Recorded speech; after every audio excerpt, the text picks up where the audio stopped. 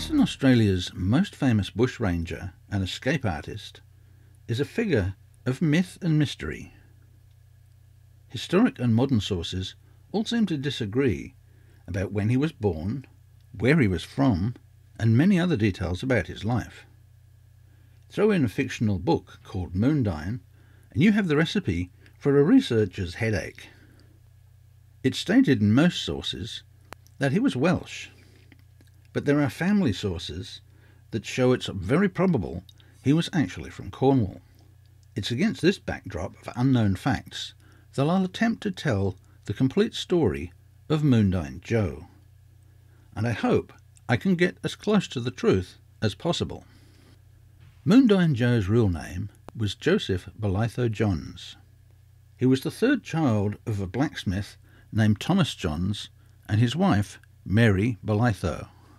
Many sources say that Moondyne Joe was born sometime around 1831 in an unknown location in England, but the Johns family research shows that he was born in 1826, and there was a record of Joseph Bolitho Johns being baptised on February the 19th at Wendron in Cornwall. His early life is mostly unrecorded, but it's known that his father died when Joe was young. Some sources say he was just 13, but again we run into problems here, as his father was supposed to have died in 1833. If Joe had been born in 1826, then he would have only been 7 years old, not 13. In 1841, the family, according to census records, was living in Porkellis in Cornwall. By 1846, Joe seems to have had his first brush with the law, as he is listed as being in Bodmin Jail. He was released the same year and moved to Wales, where he found work as a miner. Perhaps this is where the story that he was Welsh originates. In November 1848, he and his travelling companion, John Williams, aka William Cross, were stopped on the road at 2:30 a.m. by a police sergeant, and were found to be carrying a number of food items that included several cheeses, loaves of bread, pieces of bacon, part of a shoulder of mutton, and a piece of suet. They were arrested on suspicion of theft, and soon afterwards the same items were reported stolen from the home of Richard Price of Pentwyn. Joe apparently conducted his own defence at the trial. He was probably not such a good lawyer, as he was sentenced to 10 years in prison. Word is that he became a bit abusive during the trial and refused to admit his guilt, so the judge, Sir William Earle, gave him a much harsher sentence than was usual for such an offence. Joe served the first 4 years of his sentence in various English prisons, including Millbank, Pentonville, Dartmoor, and then he was transferred to the Woolwich prison hulk, before being transported to Western Australia in 1853. His accomplice had been sent to the much harsher penal settlement in Tasmania a year earlier. Joe arrived in Fremantle aboard the ship Pyrenees on April the 30th, and thanks to his good behaviour while he was in prison, he became a ticket of leave man. Having a ticket of leave meant that Joe had the freedom to work and live in a specified area until his sentence expired, or he was pardoned. So effectively, Joe could hire himself out, earn money, and even buy property. After working at the tiny settlement of Moondyne, Joe was given a conditional pardon on March the 10th, 1855. Joe then stayed out of trouble until 1861. One story says that he branded an unmarked horse without trying to find the owner, and was jailed in Newcastle, known today as 2J, for the felony. Another story says that he trapped stray horses and returned them for reward, but he was suspected of setting some of the horses free himself, and was therefore charged with horse theft. The jail he was in was old and in very poor condition, so Joe easily escaped. He took the evidence with him, and the dead horse, minus its skin and incriminating brand, were found sometime later in the bush. With no evidence, Joe was acquitted of horse theft, but he was charged with escaping custody and was sentenced to 3 years hard labour. He would have likely got 10 years for horse theft, so he was at least slightly better off. In the process of this first escape, it was said that he stole the resident magistrate's horse, saddle and bridle, but this is probably just a romantic myth. Thus began a game of cat and mouse that Joe and the law played for the next 40 years.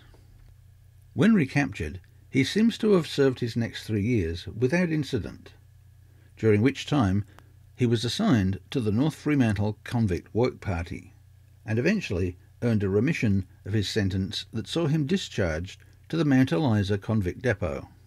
He was released on another ticket of leave, eventually finding work as a charcoal burner, until June, when he returned to Newcastle, where his certificate of freedom was delivered in August 1864. He then found work on Henry Martin's farm in Kelmscott.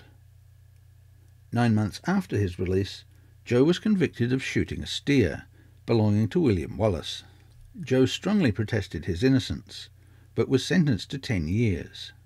It was this conviction that he regarded as most unfair, and which prompted him to escape soon afterwards.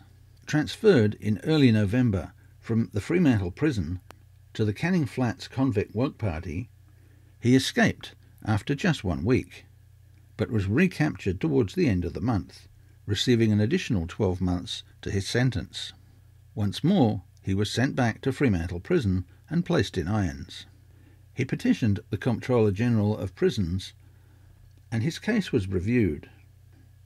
In April, he was granted a 4-year remission on his 1865 sentence of 10 years.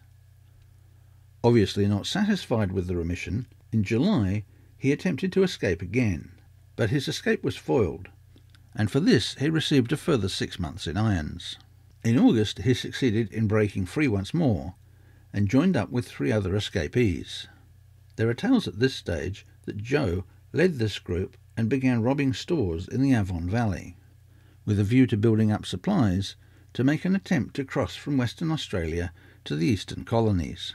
On the 5th of September 1866, he is said to have robbed Everett's store in Toodyay, while Governor Hampton was staying in town. The robbery was notable for the fact that Joe and his companions managed to escape with guns, supplies, clothing, ammunition, and, according to one story, 36 fancy ladies' handkerchiefs. Quite how they intended to use those handkerchiefs on their journey across Australia was never explained. This daring and successful robbery helped to create a legend that Joe had cut off the governor's beard. This, of course, is just pure myth. Some sources state that Joe never had a firearm and never actually held anyone up. In fact, the local population appeared to be amused by Joe's antics, with the possible exception of Governor Hampton, who was made to look like quite a fool by Joe's continued escapes. There seems to be some credibility to the story about the group trying to get to the eastern states, as when Joe was captured, he and his companions were at Budallin Soak, about 300 kilometres northeast of Perth, and certainly on a possible route to South Australia.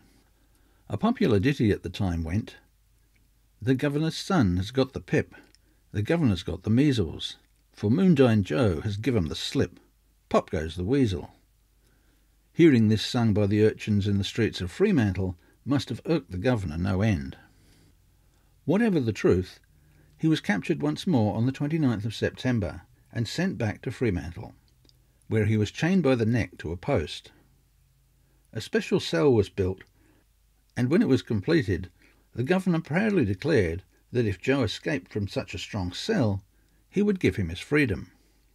Joe remained in that cell for only 4 months. Due to ill health, he was allowed into the exercise yard, where he was given stones to break.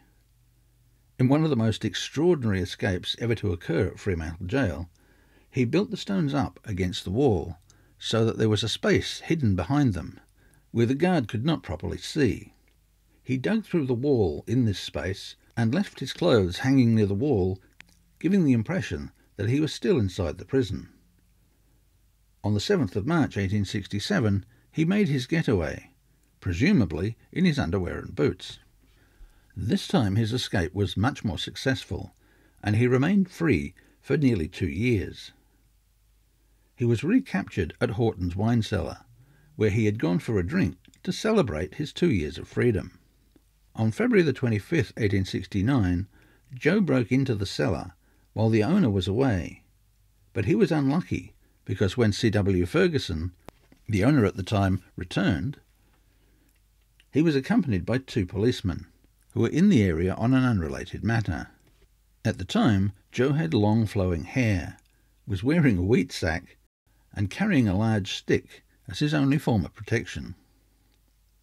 He was promptly returned to Fremantle once more and sentenced to an additional 12 months for escaping and 4 years for breaking and entering.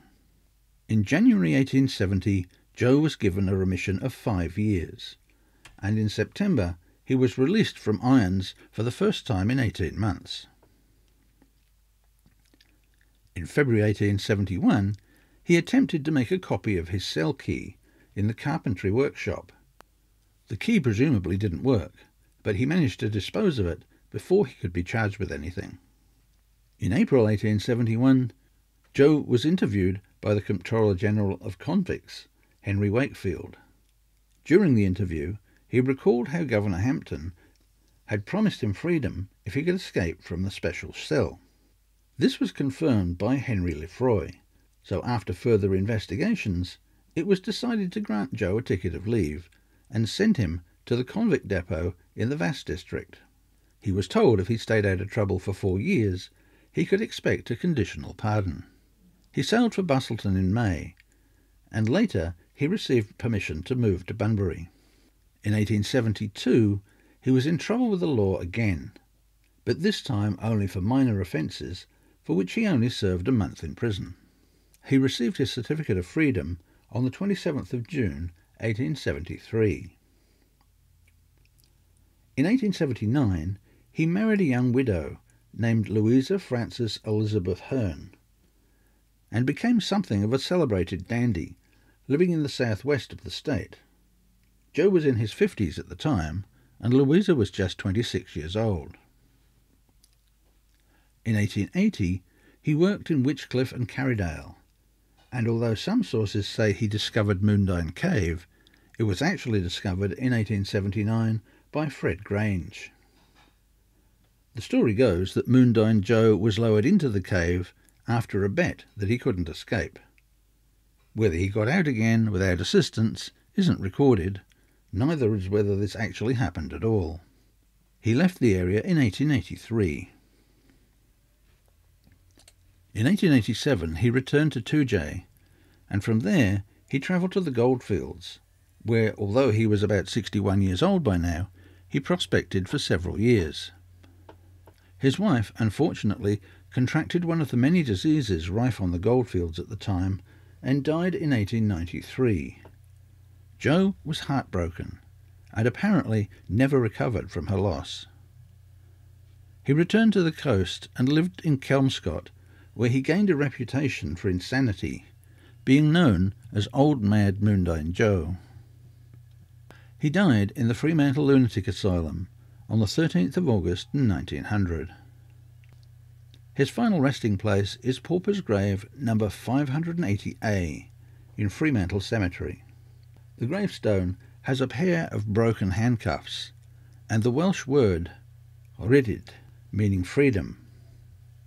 Joe shares his resting place with 3 other men, McGrath, Steele and Peck. This is the story of the state's most famous bushranger as far as the facts can be ascertained. Time and legend have conspired to make him a far more adventurous and daredevil character than this portrayal suggests.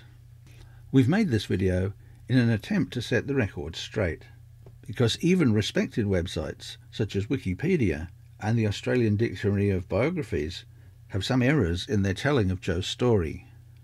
We probably do too, but as more information comes to light, we'll do our best to correct them on our webpage about Moondyne Joe.